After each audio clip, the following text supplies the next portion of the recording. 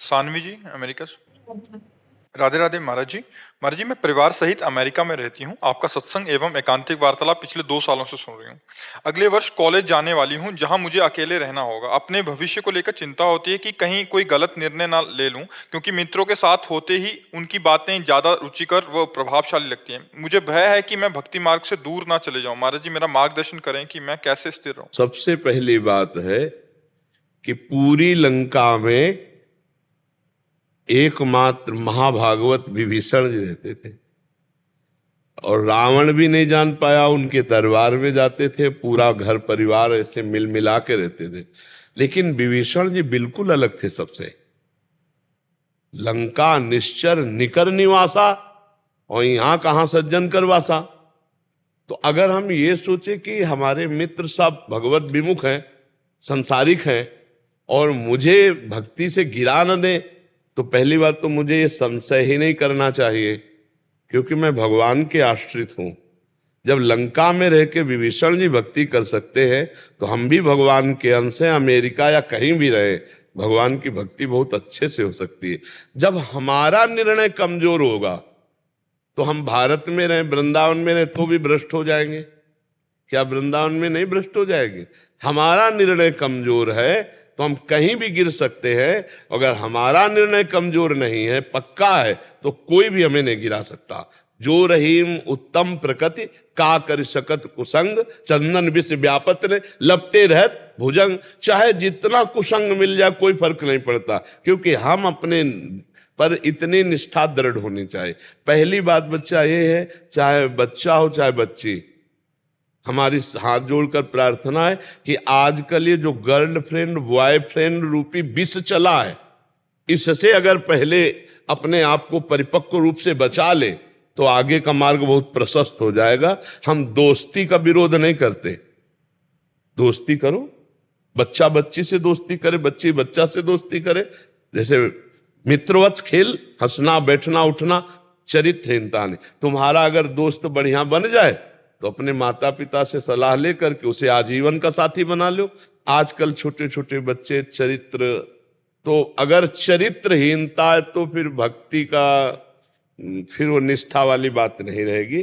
कहीं भी चले जाओ, आप अपने चरित्र को बचा लो बस।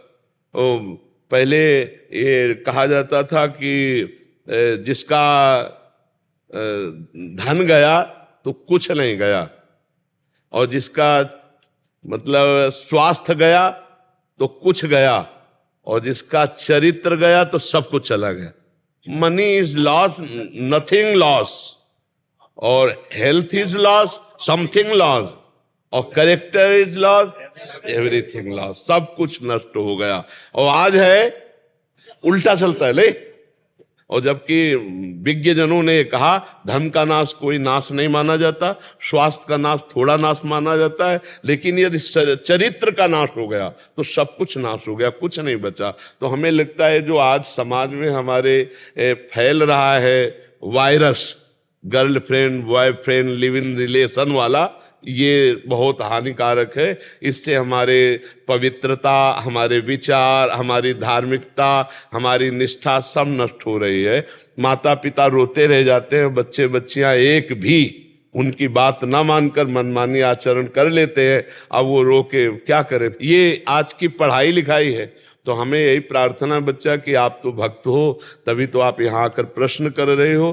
तो आपको चाहिए पहला सबसे कि हम अपने चरित्र की रक्षा करेंगे, दूसरा भगवान का स्मरण, तीसरा सत्संग सुनते रहेंगे तो बुद्धि शुद्ध बनी रहेगी। फिर तुम्हें कोई नहीं गिरा पाएगा। आप पक्के रहो तो आपको कोई नहीं गिरा लेगा, और आप पक्के नहीं हो तो कोई किसी की जरूरत नहीं। अपने आप से अपने आप में आप भ्रष्ट हो सकते हैं, नष्ट हो सकते हैं। इसलिए हमें अपना पक्का इरादा, पक्का भगवान का भरोसा, नाम जप, सत्संग सुनना, तो हमें फिर कोई परेशानी नहीं रहेगी, कोई नहीं गिरा पाएगा। किसका प्रश्न था? हाँ बच्चा, आप पवित्र रहिएगा, चरित्र पर जरूर ध्यान दीजिए। आजकल चरित्र को कुछ समझा नहीं जा रहा, और यही बहुत आगे चल करके नाशकारी बन जाता है। जब चरित्रहीनता होती ना, तो बच्चों को ब्लैकमेल किया जाता है। बच्चे कमजोरी के कारण, क्योंकि उनका आत्मबल कमजोर हो चुका ना, वो फिर निर्णय सही नहीं ले पाते, वो अपने जीवन तक को खत्म करने की बातें सोचने लगते हैं। इसलिए कभी इस मार्ग में गलत पैर ना रखें।